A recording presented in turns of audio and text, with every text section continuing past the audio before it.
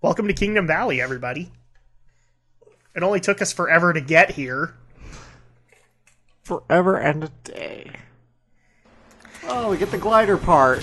This was cool when we first showed up. I'm like, ooh, cool, tech glider. And it looks like it works. Oh my gosh. It's like Star Fox. Take care of the guy behind me, Fox. Fox, get this guy off me. Screw you, Slippy. This is Star Fox. We all say screw you, Slippy. Hey, Einstein, I'm on your side. Guess I should be thankful. You're Falco. You're never thankful. And that's it. That was it. A good mechanic lasts only 5 seconds. It's confirmed. And so now we have to head for the recovery point, but not in our fancy new government issue glider. And yes, I'm calling it government issue because he's a freaking secret agent! Secret Agent Hedgehog. Secret Agent Hedgehog. I don't know the rest of the words to that song. Alright, welcome back, everybody, to Kingdom Valley. The one level that we always dread. And this one is no different. Because we have some time with Rouge. And we got a treasure hunt without a radar. Yeah, so this is basically like Sonic Adventure 2 Volt, but harder. Because you don't know where everything is. And you have no indication of where it is. But unlike Adventure 2, which had the levels relatively enclosed, these are still pretty big. And I have to make a joke. Monster Destroyers! Send out the droidicas! Which you didn't actually know they were called droidicas. No, I know they're called that. I just call them destroyers. Because they were so, like... Before I saw Episode 1, you know, the only... Like, when Episode 1 came out, I was 30 minutes away from a... 30 to 45 minutes away from a movie theater. And so the only access that I had to Episode 1 was, like, the Pepsi campaign and the Taco Bell campaign. Right.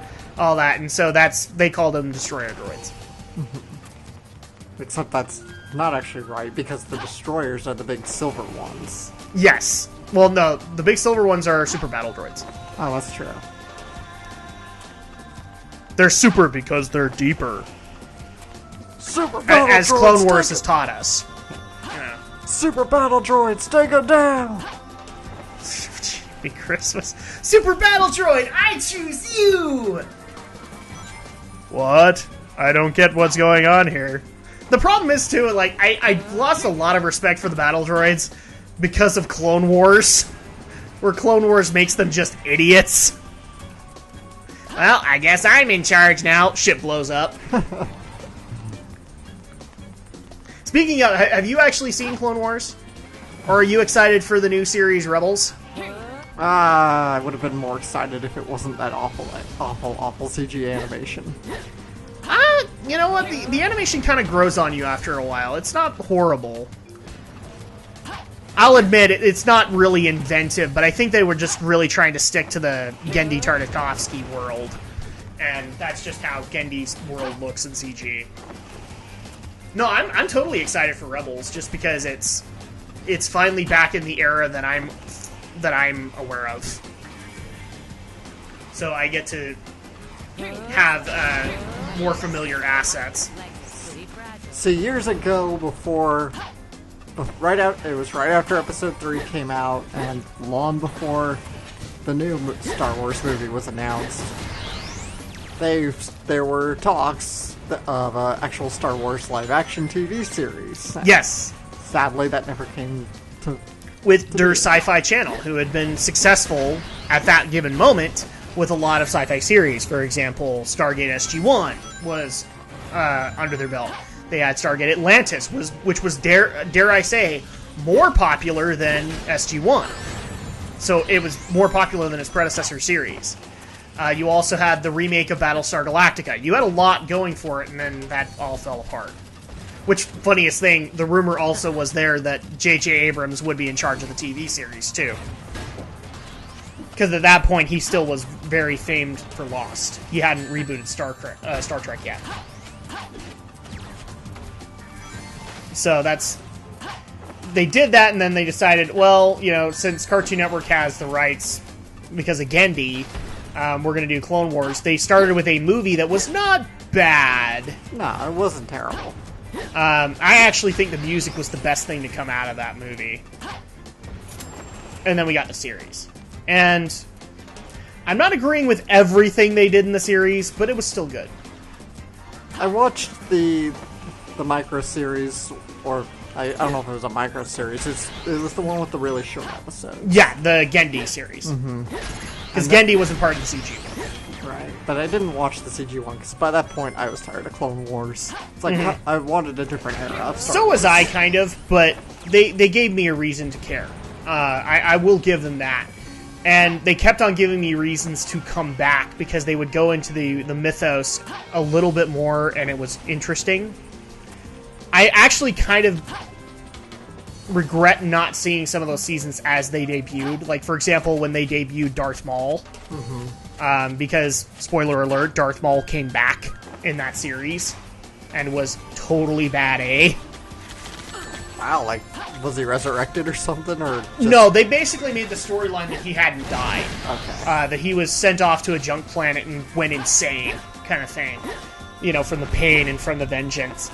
And then they decided, okay, well, we wanted to introduce a new son of Dathomir, which was Rouge, which is the race that Maul is. And so they brought in this character, Savage Opress. But then I think they realized that mid-development, they didn't have a whole lot with him. And people were mispronouncing his name and calling him Savage Opress. And so at that point, they made this whole storyline where he had to go search for his long-lost brother. Right. And that was Maul. And they actually had some really great moments. He became a really great villain for Obi-Wan. Because since he had this vengeance streak against Obi-Wan. The other thing I will say that the series did right is also kind of the last Maul episode, where they had a full episode where Palpatine comes in, and at this point Maul and Savage are master and apprentice, so to speak, in the Sith. Right. Well, Palpatine can't have that, so he goes off, brings 2 lightsabers, and kicks both their asses. Wow. It was totally awesome, and you should totally watch it. And I will also admit, the 6th season that only will be debuting on Netflix, that was really good too, because it really sets things up for episode 3 and how things are supposed to work. And it also kind of sets things up for episode 4 in a way. Like, a lot of the loose ends that 3 had, it ties. So, like, a lot of people were wondering, okay, how did Yoda learn to channel himself through the energies of the Force? Well, 3 kind of answers it by saying Qui-Gon teaches him, but then it was like, well, how does Qui-Gon teach him?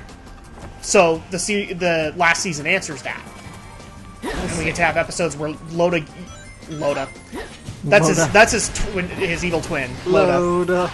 Loda. He liked playing PlayStation 1 a lot. Because it always liked to load. Oh, that was terrible. Load. I know, that was bad. I apologize. So they actually try to explain how he trains to learn what he needs to know. Okay. So I thought that was really cool. And the other thing I also liked about it was that they humanized Yoda a little bit. Because he's the head of the Jedi Order, and there was very little to do with that in the movies because he had to be the leader. But in Clone Wars, you can see that he cares for every single Jedi that comes his way. Like, because at some point, he probably has to teach them. Right. Like in Episode 2, how he had that whole scene with him and the kids. You basically run off the assumption that he's had to do that with every Jedi that has come before. I always assumed. Yeah, I always assumed that. And so there are a lot of really heartfelt moments where he literally looks at every member of the Jedi Order as his family. Which I thought that was a really good aspect to Yoda that was never properly conveyed. That he actually did care for his pupils. Especially since Episode 2 was at that point the only one that actually confirmed that. that he actually did care. Because up until that point, we got the very salty Yoda from Empire Strikes Back that doesn't want to teach Luke. And of course, that does bring up the other question that people have been asking about Rebels that I kind of hope they don't do. Will Luke be in it? Since it's... Well, technically, he can't be.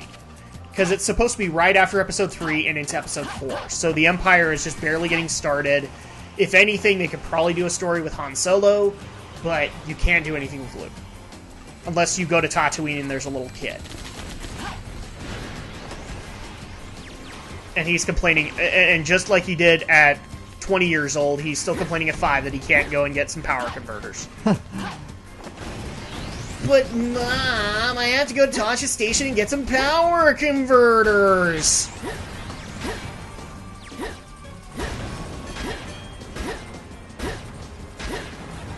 It's always Tasha's station with you, isn't it? I'm sorry, I had to do it. Oh, and there's actually one other thing that we need to cover, and we're going to cover a little bit of it here. So there's been a bunch of Sonic Boom news. Oh my goodness, there's been a lot of Sonic Boom news. We had 12 character announcements, but all of them, in fairness, are side cast. They're secondary cast. At least that's the way it looked to me. We had like 12 of them, and a lot of them looked like the village construction guy, the village sheriff kind of thing. And then, of course, we also got the release dates for the Sonic Boom Wii U and 3DS titles. Yes. In November, like we thought it would be. Obviously, you can tell Alex is excited. The other question that we have been getting about this is, will we cover it on Drak and Shadow? It's like we begin to ask this like a dozen times. Eventually. I think we've actually said they are on the list. Yeah. But we want to play through them first to make sure. And I think we've confirmed the Wii U at the very least. Because right now, from what I'm hearing about E3, it's a pretty big consensus that the Wii U version was liked. Mm-hmm. The 3DS one, not so much. Which, according to Alex, is kind of how things usually go in this manner. Yeah, I can't say I've ever really liked many of the Sonic handhelds. The advanced games were good, though. But and people are wondering, are we excited for the new character announcements? Yeah, I mean, I would be more excited at this point for Episode 1 than anything else. I really just want the series to come out, and for us to be able to say what we think.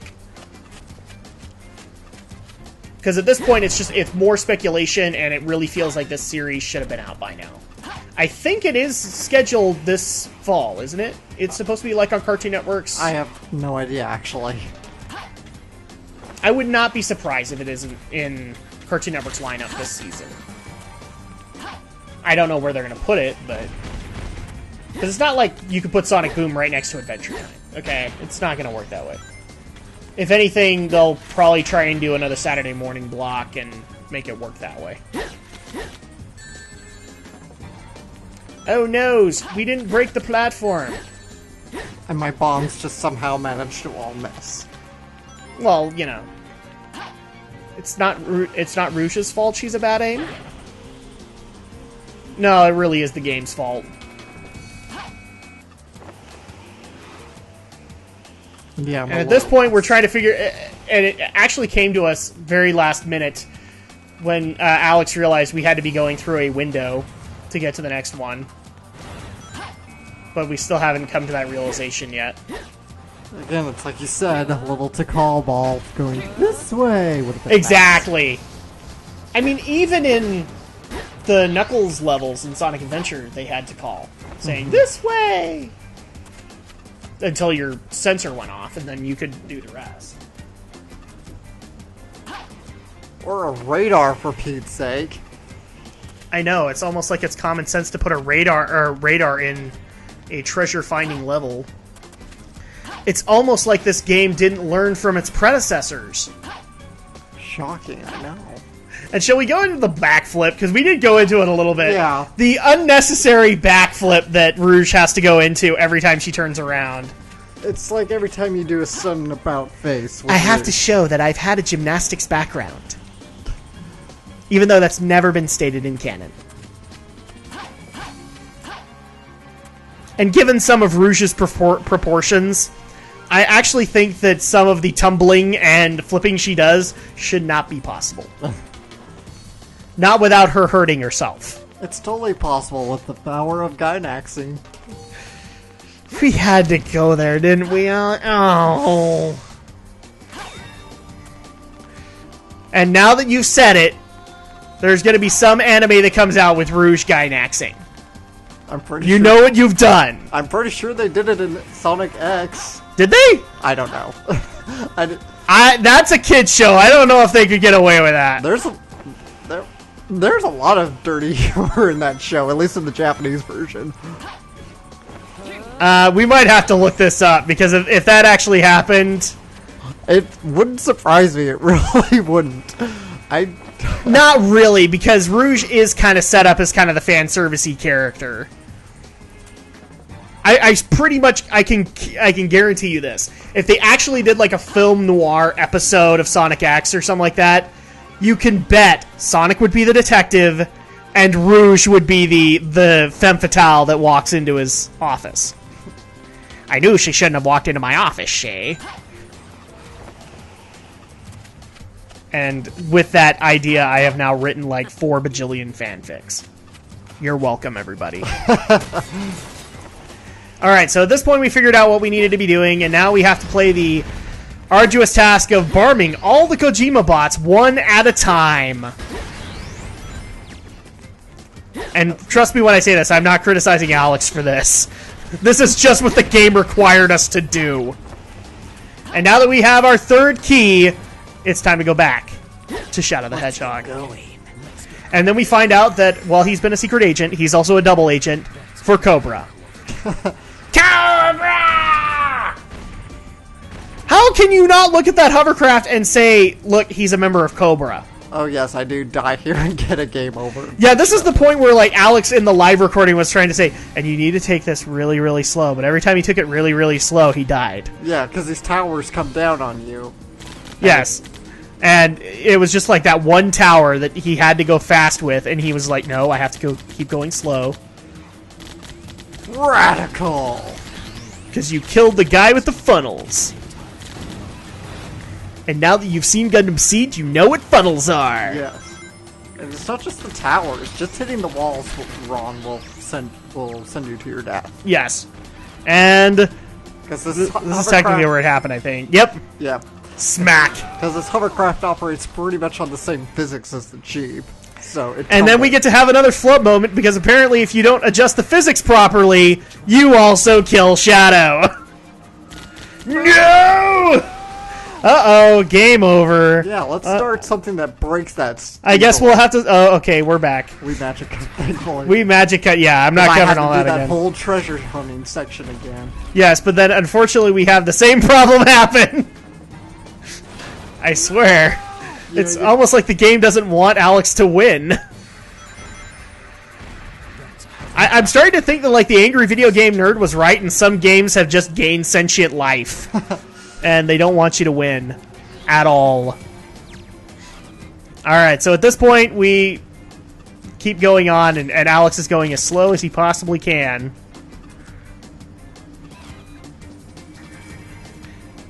And I loved it when we were doing the live recording. He's like, you have to go really slow so that nothing hits you, and you can kill everything with your machine guns.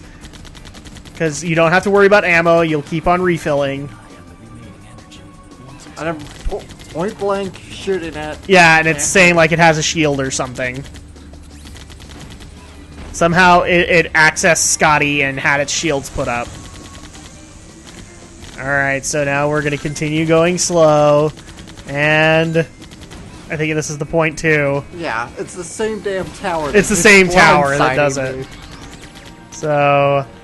And there's another hovercraft over there. I don't think you can even get it. And even though the tower fell, boom! No! Alright, so... At this point, I think is when you kind of realize, okay, maybe I have to take it a little faster.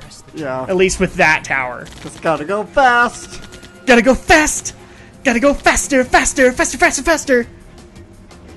Yes, I've seen Sonic X to some extent, guys, and to which I will actually make the argument that they're not very original When you have to actually bring in story arcs based off the first 2 adventure games...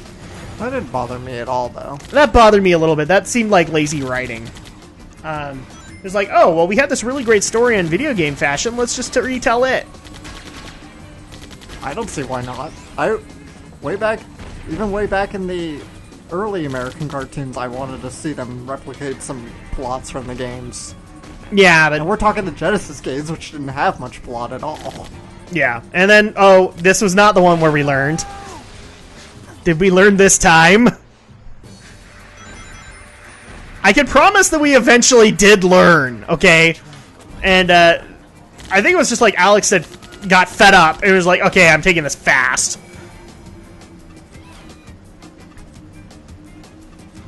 And of course, at this point, also, we were kind of complaining about the music, because the music at this point is very grating.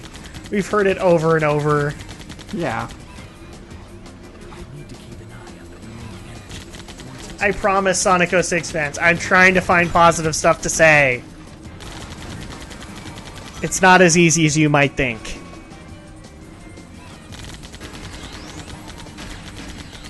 Wow, I didn't even realize that. The robots are moving as slow as you are. Yeah, this is the one where it's like, screw it! I'm going through!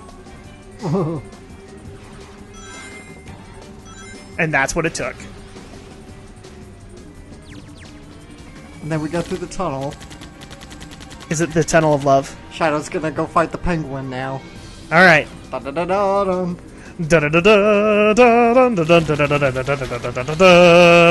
Is this Tim Burton's Shadow the Hedgehog? Yes. Or Joel Schumacher's? Tim Burton's. Because Tim Burton had the whole tunnel and the penguin and the bat boat. I was gonna say, if it's Joel Schumacher, does that mean we have to deal with rubber haircuts, I guess? Rubber haircuts? Well, there isn't exactly rubber nipples in the Sonic universe. Or there isn't exactly nipples. Oh wait, it's the Eagles! They're coming to take us to Mount Doom! We have to rescue Frodo! This random rant brought to you by Drak. Alright, Then we got into how it should have ended. Sauron! You suck! Ah! Just imagine if we'd actually had to walk the entire way. Oh, somebody might have died! Yes, these were jokes that were made, boys and girls. People need to look that up. That was actually pretty awesome. I think just about everybody knows about how it should The Lord of the Rings one. How it should have ended, period, so. To some extent. I mean, one of the things I actually do like is that they've partnered with other people. Like, they did do a video with the Nostalgia Critic when Batman versus Superman was... Was it that one? Yeah. Yeah, it was the Man of Steel. Man of Steel. With Angry Joe.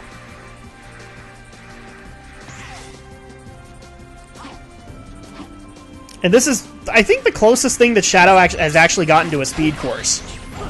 Yeah, this is finally one of the more speed-oriented courses, instead of a vehicle or treasure hunt.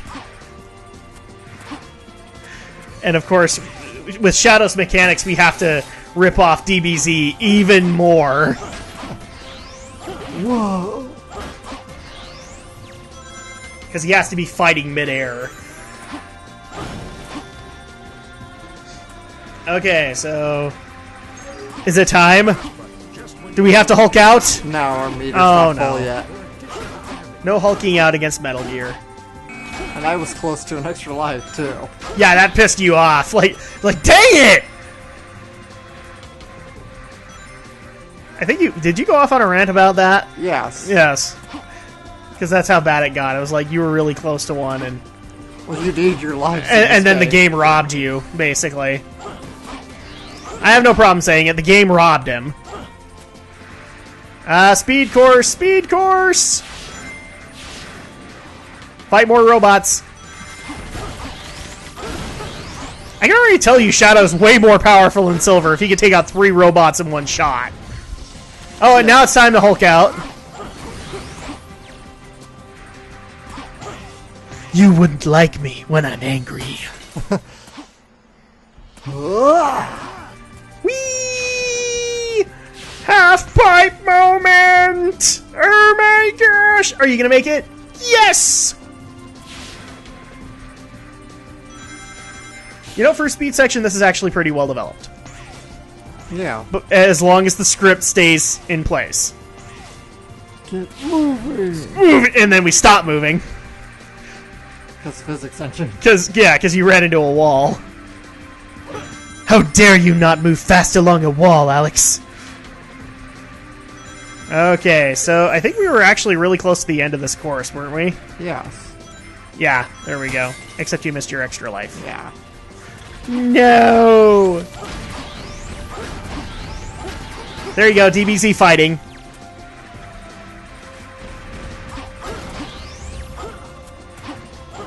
And this gives us the sprungy ramp, and no! We're not done yet. We have Metal Gear to take out, again! And we found out that it literally has an Achilles heel. Who knew?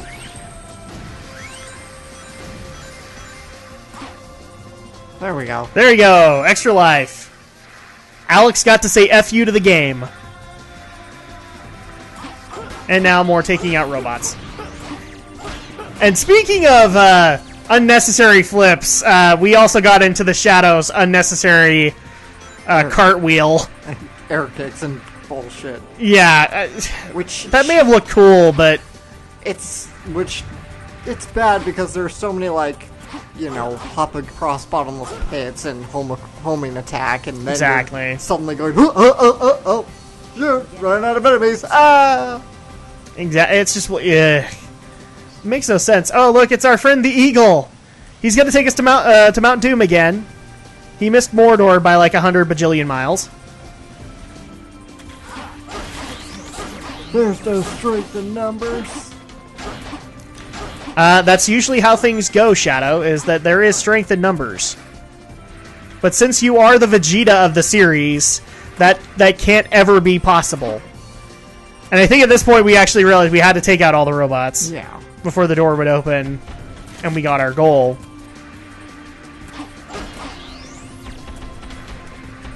And of course, draw distance. Draw distance in a PS3 game.